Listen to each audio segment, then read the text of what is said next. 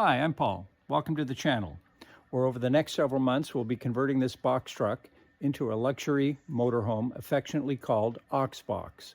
If you like this kind of content, please like and subscribe.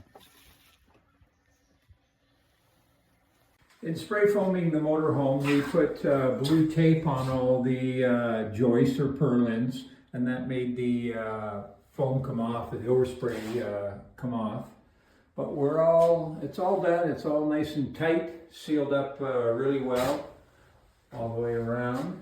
So as I said before, we're going to start on the ceiling, then move to the floor, and then from there we'll put the walls on.